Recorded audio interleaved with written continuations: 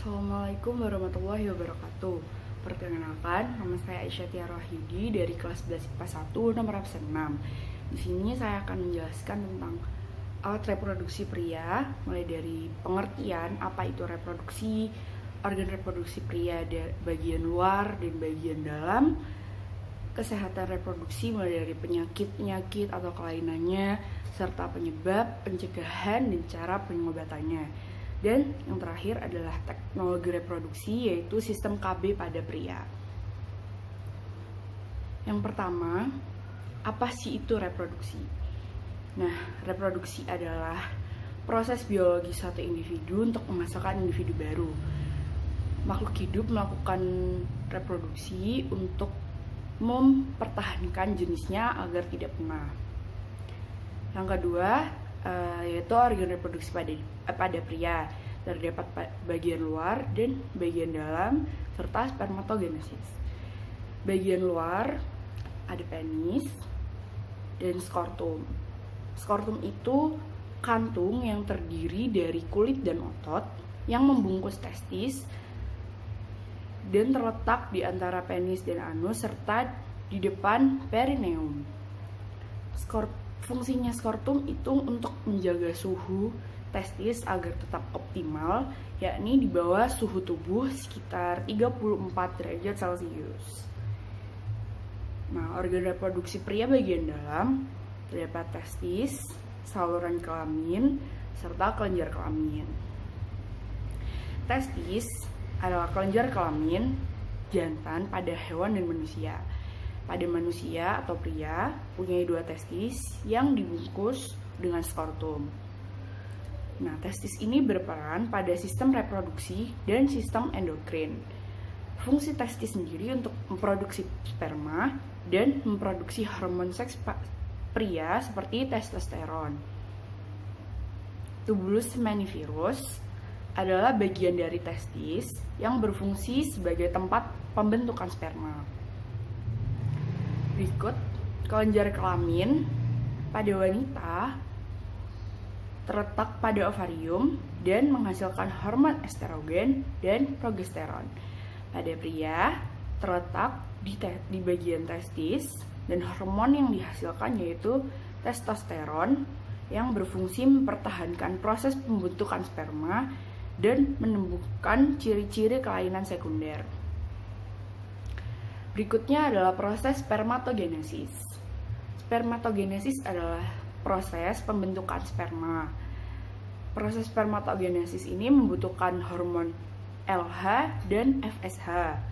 Terdapat 3 tahap. Yang pertama, tahap penggandaan, yaitu saat sel primordial mengalami pembelahan mitosis berulang-ulang dan membentuk spermatogonia. Yang kedua ada tahap pertumbuhan. Saat spermatogonim tadi bersifat diploid dan berkembang membentuk spermatosit primer. Yang ketiga ada tahap pematangan, yaitu spermatosit primer membelah secara meiosis membentuk 2 spermatosit sekunder. Nah, proses pematangan spermatid menjadi sperma disebut spermiasi. Selanjutnya saya akan bahas tentang kesehatan reproduksi. Mulai dari macam-macam penyakit reproduksi pria dan serta penyebab, pencegahan, dan cara pengobatannya. Berikut adalah macam-macam penyakit reproduksi pria. Yang pertama ada impotensi. Impotensi atau yang bisa disebut sebagai disfungsi ereksi adalah kondisi ketika penis tidak mampu berereksi atau mempertahankan ereksi walaupun terdapat rangsangan seksual. Impotensi merupakan masalah seksual yang rentan terjadi pada pria berusia 40 tahun ke atas. Gangguan pada proses ereksi dapat disebabkan oleh gaya hidup yang tidak sehat seperti merokok, kecanduan alkohol, dan penyalahgunaan obat-obatan terlarang. Proses ereksi juga dapat terganggu apabila seseorang mengalami tekanan secara psikologis, seperti rasa takut, stres, gelisah, kurang percaya diri, maupun depresi. Adapun penyakit-penyakit yang dapat menyebabkan impotensi seperti stroke, penyakit Parkinson, Alzheimer, epilepsi, hipertensi, diabetes tipe 2, obesitas, penyakit jantung, gangguan hormon tiroid, dan sejenisnya. Cara mencegah hipertensi ada beberapa cara. Yang pertama, berolahraga secara rutin, berhenti merokok, mengkonsumsi makanan-makanan yang bergizi seimbang, istirahat dengan cukup, menghindari konsumsi minuman beralkohol, tidak menggunakan obat-obatan terlarang, dan menjalani pemeriksaan kesehatan secara rutin. Jika sudah terkena hipertensi, ada beberapa pengobatan yang bisa dilakukan. Yang pertama, mengkonsumsi obat-obatan. Nah, ada beberapa jenis obat yang digunakan untuk mengatasi hipertensi secara sesaat, seperti sildenafil, tadalafil, atau vardenafil. Nah, obat ini dikonsumsi sesuai oleh anjuran dokter untuk menghindari efek samping. Yang kedua ada suntikan hormon testosteron. Yang ketiga ada alat pompa khusus, dan yang terakhir ada operasi. Kelainan selanjutnya yaitu hipospadia. Hipospadia adalah suatu kelainan di mana letak lubang kencing pada bayi laki-laki tidak normal. Kondisi ini merupakan kelainan bawaan sejak lahir. Pada kondisi normal, uretra terletak tepat di ujung penis. Tapi pada bayi yang mengalami hipospadia, uretra itu berada di bagian bawah penis. Nah, jika tidak ditangani, penderita hipospadia bisa kesulitan buang air kecil atau berhubungan seksual saat dewasa. Sebenarnya belum diketahui apa penyebab pasti dari hipospadia, namun ada sejumlah faktor yang diduga dapat meningkatkan resiko seorang anak mengalami hipospadia. Misalnya karena sang ibu mengandung pada saat berusia 35 tahun ke atas, sang ibu menderita obesitas dan diabetes saat hamil, sang ibu menjalani terapi hormon untuk merangsang kehamilan, sang ibu terpapar asap rokok atau pestisida saat hamil. Selain faktor-faktor itu, memiliki keluarga yang pernah mengalami hipospadia dan anak yang terlahir secara prematur juga dapat membuat anak mengalami hipospadia. Berikutnya adalah penyakit Cryptorchidismus, yaitu adalah kondisi saat bayi laki-laki lahir tanpa salah satu atau kedua testis di kantung skrotum. Penyebab pastinya itu belum diketahui, namun faktor genetik dan lingkungan diduga mempengaruhi terjadinya kondisi ini.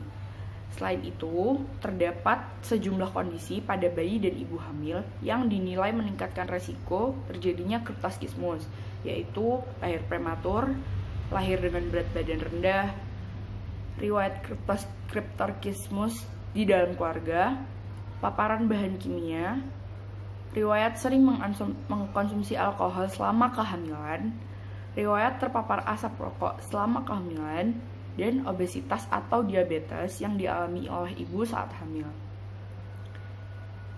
Nah, Cryptorchidismus ini bisa ditangani. Penanganannya bertujuan untuk memindahkan testis ke posisi normal, yaitu di dalam skrotum. Sebelum usia bayi 6 bulan, dokter biasanya tidak akan melakukan langkah khusus karena umumnya testis akan turun dengan sendirinya. Namun setelah 6 bulan, jika testis tidak kunjung turun, maka baru dilakukan penanganan lebih lanjut. Nah, penanganan ini bisa dengan orsidopexy atau operasi untuk memindahkan atau memasukkan testis ke dalam skrotum serta terapi hormon. Tidak ada penanganan khusus untuk Cryptorchidismus, namun ada beberapa hal yang dilakukan untuk menurunkan resiko terjadinya kondisi ini, seperti melakukan kontrol kehamilan secara rutin, yaitu setiap 1 bulan sekali selama trimester pertama dan kedua, serta 2 minggu sekali pada trimester ketiga. Yang selanjutnya yaitu menerapkan gaya hidup sehat selama hamil, seperti mengkonsumsi makanan yang bergizi, rajin olahraga, menjauhi rokok dan minuman beralkohol. Selanjutnya yaitu menghindari kontak dengan bahan kimia yang berbahaya dan menjaga serta mengontrol masalah kesehatan yang telah dimiliki sebelum kehamilan. Berikutnya yaitu penyakit varikokel. Varikokel merupakan kondisi di mana pembuluh vena di dalam skrotum membengkak. Pembengkakan ini akan berkembang secara bertahap menjadi sebuah benjolan lunak. Nah, ukuran benjolan varikokel ini bisa bermacam-macam. Ada yang dapat dilihat secara kasat mata dan ada yang juga yang baru diketahui setelah diraba. Penyebabnya yaitu di dalam pembuluh vena terdapat katup-katup pembuluh darah yang berfungsi sebagai satu pintu arah. Saat darah akan mengalir menuju jantung, katup akan terbuka agar darah dapat mengalir secara lancar ke organ tersebut. Begitupun sebaliknya, katup akan menutup jika aliran darah berjalan lambat, guna mencegah terjadinya aliran balik akibat gravitasi. Nah, jika katup tidak berfungsi dengan baik, darah akan mengalir balik dan mengendap dalam pembuluh darah vena yang lama-kelamaan dapat menyebabkan pembengkakan. Nah, jika terjadi varikokel bisa dilakukan embolisasi, yaitu dengan memasukkan selang berukuran mikro dengan disertai perangkat X-ray ke pembuluh vena untuk mencari bagian yang rusak atau mengalami pembengkakan. Nah, setelah varikokelnya ditemukan di monitor, cairan khusus akan disalurkan ke pembuluh yang rusak melalui selang tersebut. Cairan ini berfungsi untuk menghalangi darah masuk ke pembuluh vena yang rusak dan mengalir lewat pembuluh darah vena yang sehat. Yang kedua, ada operasi terbuka. Pada prosedur ini, pembuluh vena yang rusak diperbaiki atau diangkat dengan pembedahan pada bagian bawah selangkangan. Varikokel dapat dicegah dengan melakukan hal berikut. Yang pertama, menghindari menggunakan celana terlalu ketat. Yang kedua, jauhi diri dari gelombang elektromagnetik yang tinggi. Yang ketiga, hindari stres dengan istirahat yang cukup dan berekreasi. Yang keempat, usahakan memakai celana dalam berbahan katun agar dapat menyerap keringat. Selanjutnya adalah penyakit BPH atau benign prostatic hyperplasia, yaitu pembesaran prostat jinak atau kondisi ketika kelenjar prostat itu membesar. Akibatnya, aliran urin menjadi tidak lancar dan buang air kecil terasa tidak tuntas.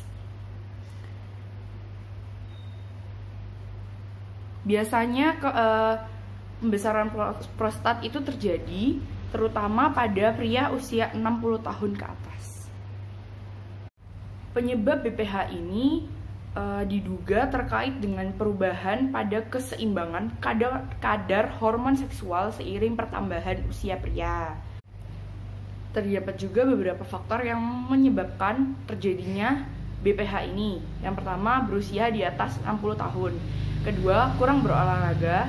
Ketiga, memiliki berat badan berlebih atau obesitas. Yang keempat, menderita penyakit jantung atau diabetes. Yang kelima, rutin mengonsumsi obat hipertensi jenis penghambat beta. Yang terakhir, yaitu memiliki keluarga yang mengalami gangguan prostat. Nah, bila tergolong ringan, pasien bisa melakukan penanganan secara mandiri untuk meredakan gejala-gejalanya, yaitu menghindari minum apapun 1 atau 2 jam sebelum tidur.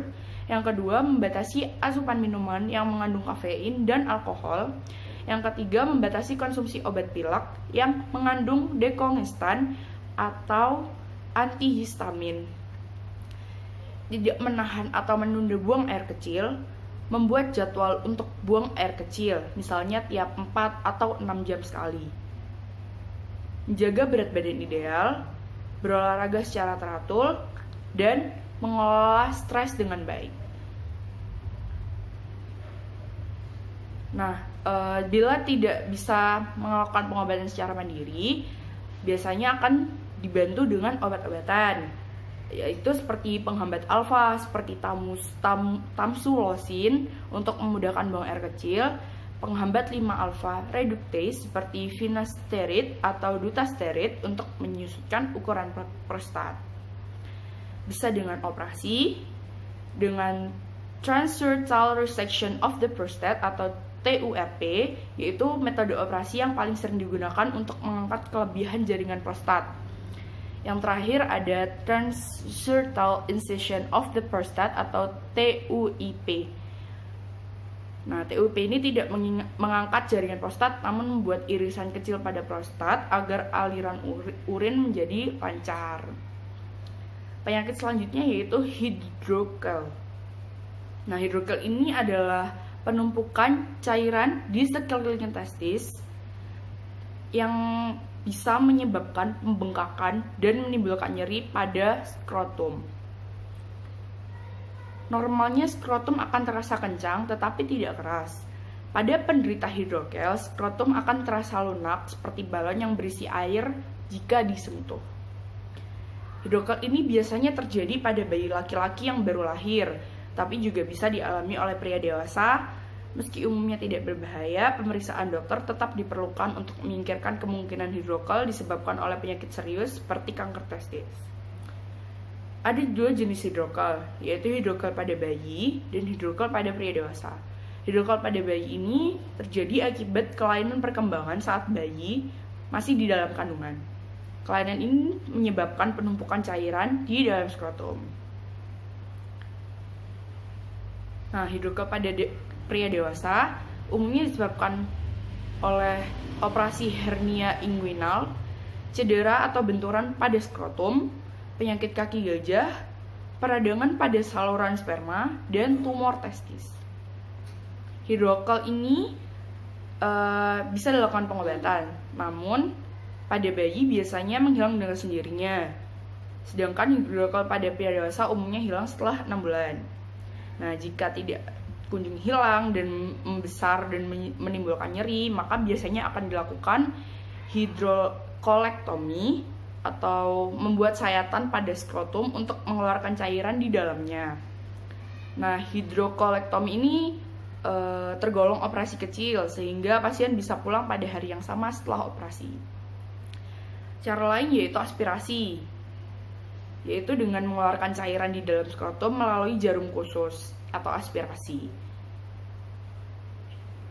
Nah, untuk mencegah penyakit hidrokel, bisa dengan mencegah penyakit gajah dengan menghindari bepergian ke tempat yang mengalami wabah filariasis serta menjaga kebersihan diri dan lingkungan, menghindari aktivitas yang menyebabkan skrotum cedera, memakai pelindung khusus di area selangkangan saat melakukan olahraga yang melibatkan benturan. Selanjutnya ialah penyakit kanker prostat. Kanker prostat adalah kanker pada pria yang berkembang dalam kelenjar prostat dan umumnya ditandai dengan gangguan buang air kecil. Nah, prostat sendiri adalah kelenjar kecil yang terletak di bagian dasar kandung kemih. Sebagian besar penderita kanker prostat berusia di atas 65 tahun. Penyebabnya bisa karena mutasi atau perubahan genetik pada sel-sel di kelenjar prostat. Namun ada beberapa faktor lain yang meningkatkan resiko terjadinya kanker prostat seperti pertambahan usia, menderita obesitas, pola makan kurang sehat, paparan bahan kimia, menderita penyakit menular seksual, serta memiliki keluarga yang menderita kanker prostat. Pengobatan kanker prostat bisa dilakukan operasi, radioterapi, terapi hormon, kemoterapi, dan krioterapi. Selanjutnya saya akan menjelaskan tentang teknologi reproduksi, yaitu KB pada pria. Pria bisa menggunakan KB untuk mencegah kehamilan biasanya, yaitu yang pertama dengan ejakulasi di luar atau coitus interrupter, yang kedua menggunakan kondom, yang ketiga suntik hormon. Nah, suntik hormon ini tergolong sebagai kontrasepsi modern yang baru digarap dalam beberapa tahun belakangan ini. Nah, suntik KB pria ini berisi hormon testosteron sintesis dan progestin untuk disuntikan setiap 8 minggu sekali. Tujuannya yaitu untuk menurunkan kadar testosteron alami dalam tubuh pria untuk menekan proses pematangan sperma-sperma muda. Selanjutnya yang terakhir ada vasektomi, yaitu adalah operasi kecil yang dilakukan untuk mencegah transportasi sperma pada testis dan penis. Nah, vasektomi ini adalah alat kontrasepsi yang permanen. Jadi sangat efektif untuk mencegah terjadinya kehamilan. Nah, sekian yang bisa saya sampaikan tentang reproduksi pria. Kurang lebihnya saya mohon maaf. Terima kasih. Wassalamualaikum warahmatullahi wabarakatuh.